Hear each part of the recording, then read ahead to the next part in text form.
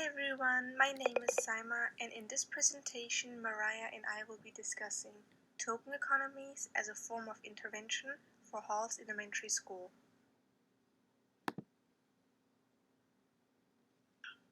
This presentation is intended to be a staff training. Halls Elementary School is a public school with about 500 students.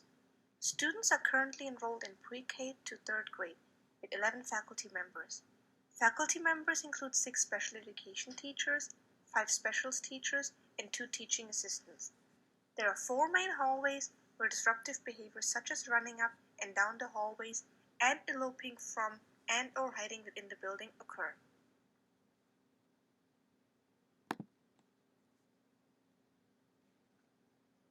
The need for intervention is that too much time is spent reprimanding students for inappropriate behavior. Of the 500 students at Halls Elementary, over 75% have received office disciplinary referrals.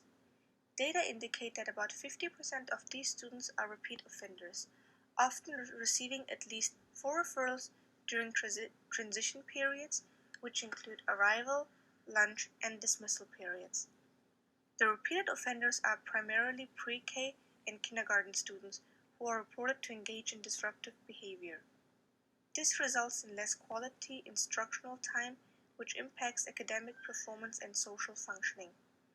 This is very concerning, as half the students are already 2+ years behind in academics, and school has the lowest math and reading levels in the district.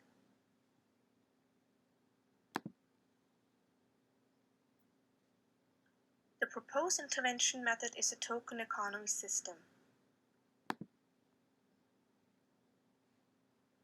The training objectives for the staff training is define token economy, briefly review the literature on token economies, determine what a token economy is used for, identify the components of a token economy, and lastly, understand how to effectively implement a token economy.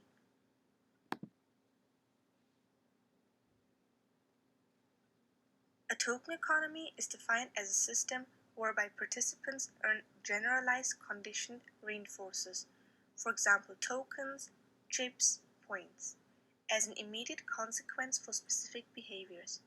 Participants accumulate tokens and exchange them for items and activities from a menu of backup reinforcers.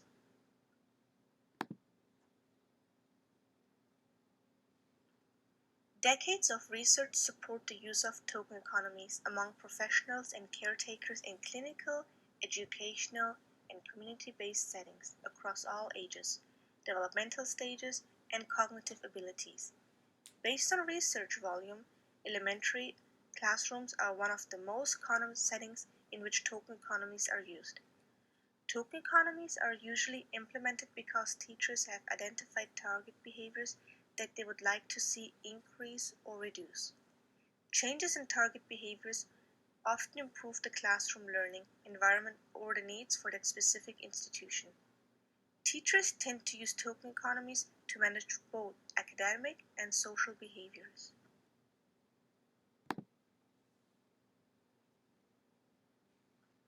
The 3 main components of token economies include target behaviors, tokens, and backup reinforcers. Target behaviors are such as behaviors selected by the teacher for increase or reduction. Criteria for success are clearly communicated to the learner and must be observable, measurable, and attainable. Tokens are medium of exchange. They signal the availability of a higher value reward. They're similar to currency or coupons in that they can be redeemed for a variety of backup reinforcers. The type of token depends largely on population and setting. Backup reinforcers are items, activities, etc., for which the learner is motivated to work. They can be naturally occurring events within the classroom or school setting.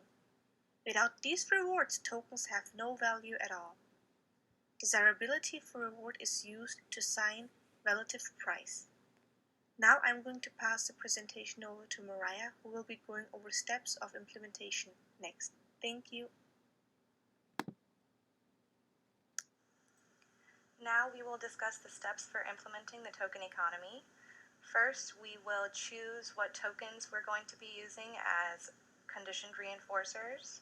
Second, we will identify and define the target behaviors for intervention. Third, we will create a reinforcer menu or list of available rewards. Fourth, we will establish the ratio of reinforcement. And finally, we will define the response cost contingencies. The first step will be to choose the tokens that will be awarded immediately following the occurrence of the desired behavior. It's important to note that these tokens are only available contingent upon the occurrence of desired behavior. These tokens are only going to acquire value by pairing them with the backup reinforcers that we'll identify in just a little bit. Tokens don't have to be expensive to be effective, so choose something that's relatively inexpensive, that's going to hold up well within the classroom setting, especially considering that they're being used for pre-K through third graders, and make sure that they are in a centralized location that is well controlled by the person who's delivering the token so that the students can't readily access the tokens themselves and then falsify their earnings. So some examples of these can include stickers, plastic coins, poker chips, check marks, tallies, or even hole punches on an index card.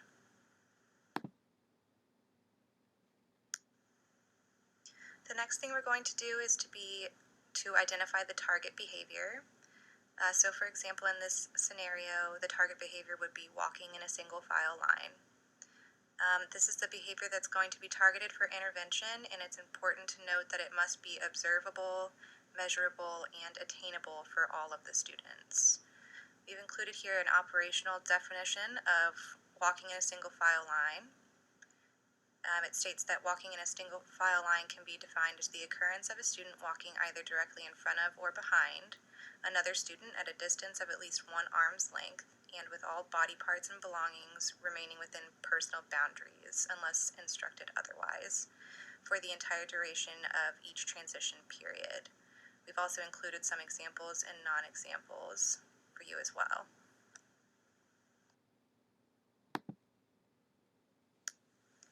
The third step will be to create a list of backup reinforcers. This list is sometimes referred to as a choice board or a reinforcer menu.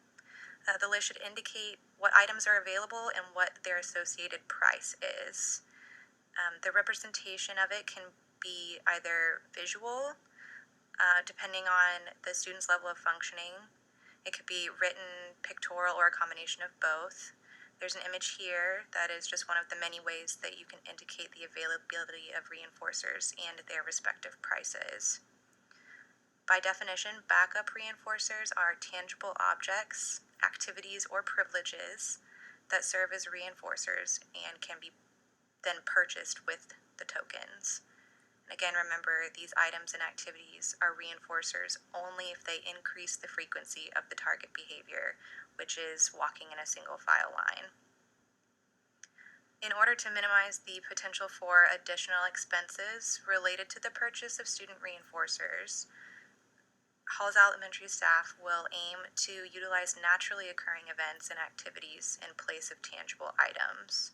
So some examples of this could be earning a favorite classroom job, such as a teacher assistant or a snack captain, line leader, office messenger, or a school-wide privilege such as a hall pass or a library pass, or access to a break room or student lounge, or earning special responsibilities such as taking care of the classroom pet, or helping with safety patrol, or doing the morning announcements.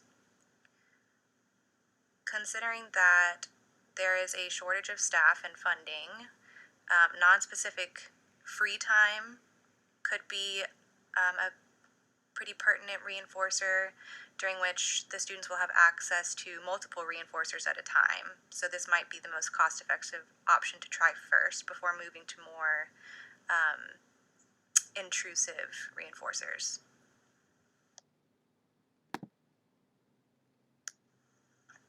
Here are some sample materials. The left is a sample token board with space for 5 tokens, and the right is a sample choice board that is depicted visually.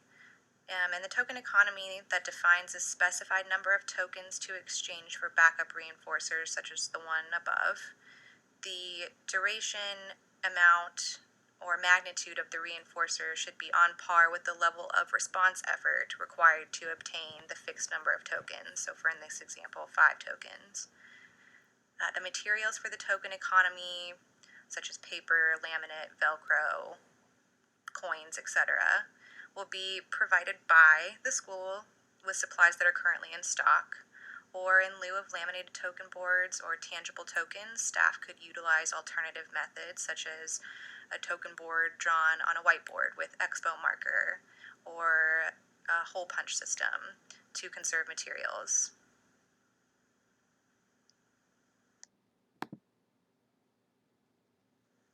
Step 4 will be to establish the ratio of reinforcement.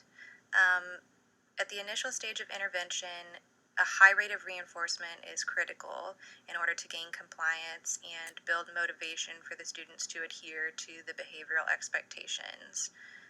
So in the beginning, you'll want a small ratio of tokens earned to the price of the backup rewards. And frequent opportunities for exchange are also very important, and frequent exchanges at the beginning of a token economy intervention may prevent the system from working effectively. Once the system has been established, the ratio of exchange should be adjusted while maintaining the responsiveness of the students to the intervention, and this should quickly be faded to an intermittent or variable schedule of reinforcement as quickly as possible. Some things to consider here are the student's level of functioning or their individual needs.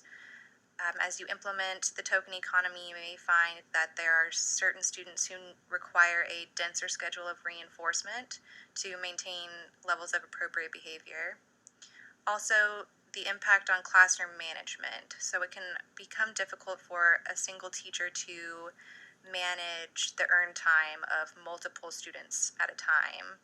This is one area where the free time contingency mentioned before might be especially useful, and also the feasibility of implementation with respect to the whole school's schedule.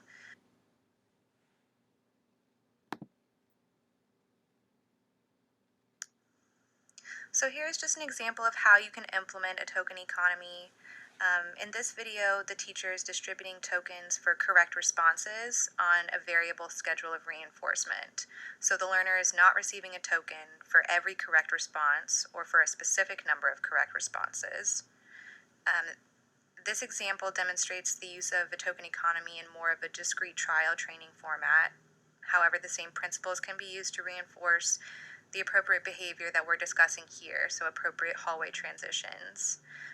At the start of the intervention, teachers should award the tokens for every instance of appropriate behavior, or in this case, walking appropriately in the hallway. And as the students demonstrate success, the fixed ratio of reinforcement should be systematically faded to a more intermittent schedule of reinforcement, such as the one demonstrated in the video. The only component missing here would be the actual physical exchange of tokens at the end. So once all 5 tokens have been earned, they should be removed from the token board and physically exchanged for the reinforcer of their choice.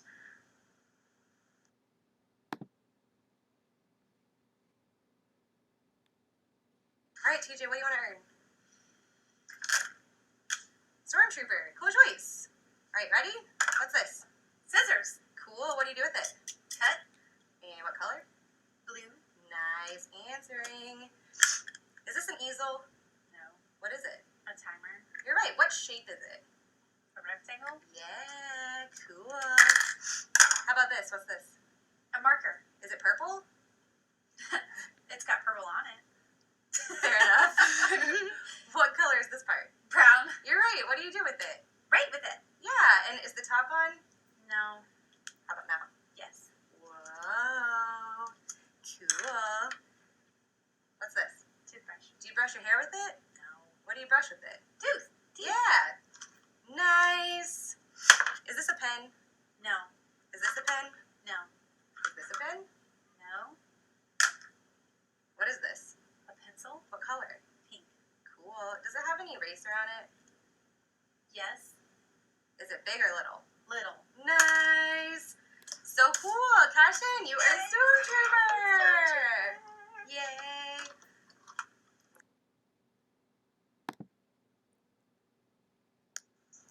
Based on this school schedule, there are 9 reliable opportunities to reinforce appropriate behavior in the hallway throughout the day. And this can vary depending on predicted or unpredicted changes in the schedule, such as school assemblies or fire drills or something like that. And based on this schedule, earned time could occur in the middle of the day around lunchtime, and again upon arrival the following day, contingent upon success during all available transitions. And adjustments to this schedule can be made at the teacher's discretion depending on the student's individual needs and the manageability of the classroom environment.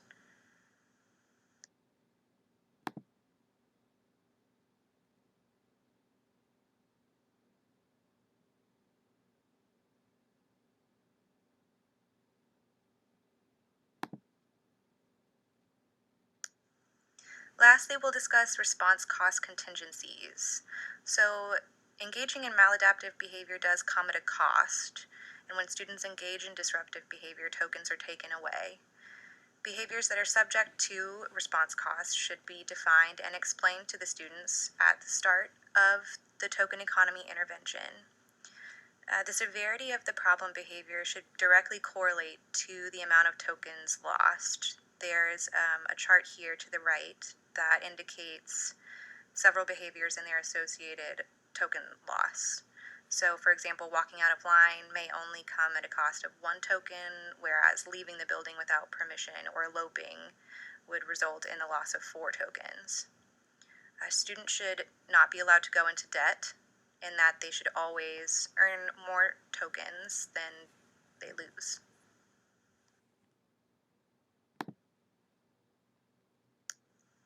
Here's a sample scenario where we have student A with 4 tokens and student B with 4 tokens.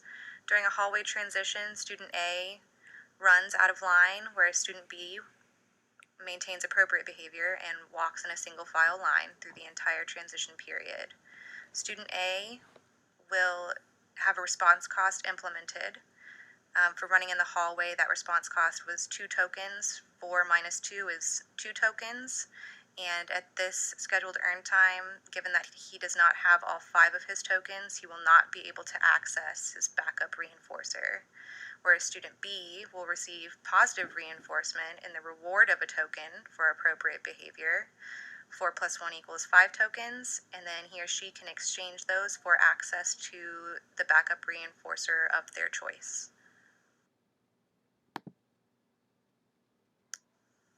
This is just a brief overview of the school-wide positive behavioral intervention and support system.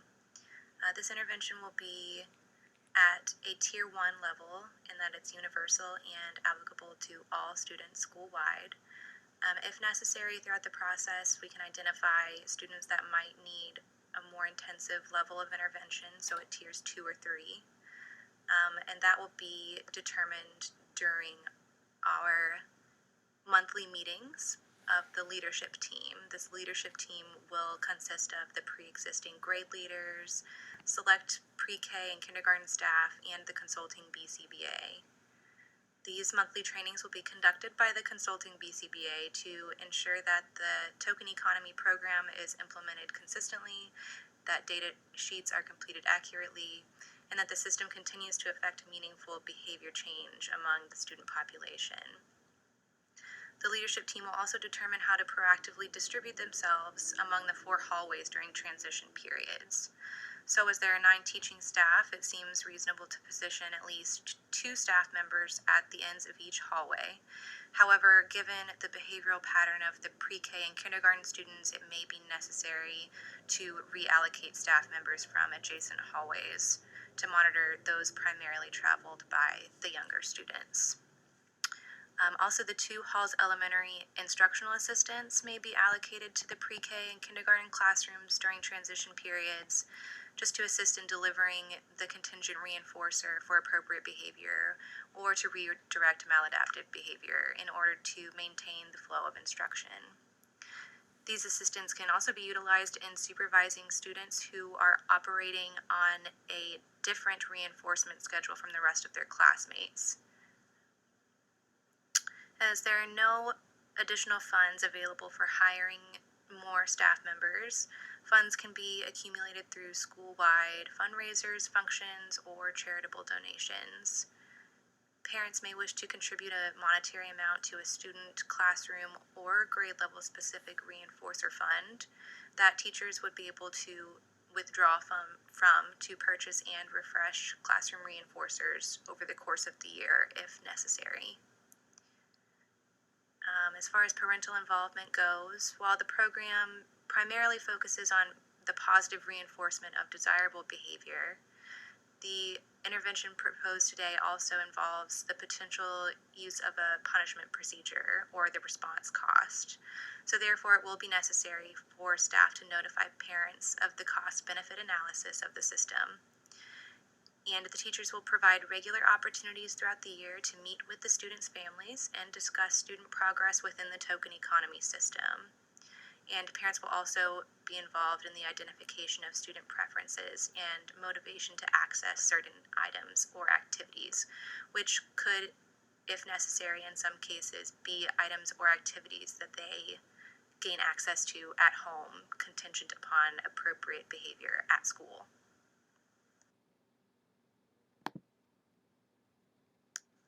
Just some final notes before we conclude our training.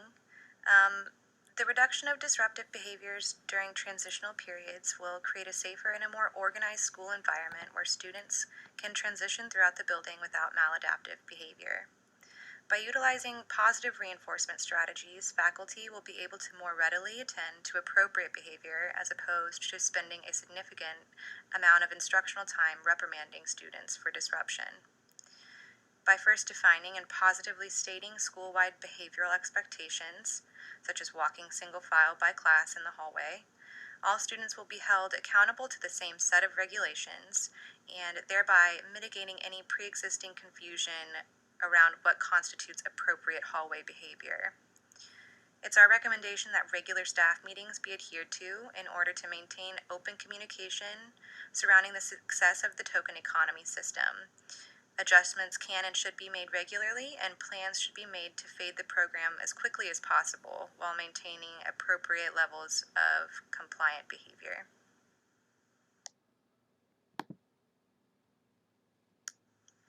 And this concludes our training on how to implement token economies for the Halls Elementary School scenario. Thank you guys for your time.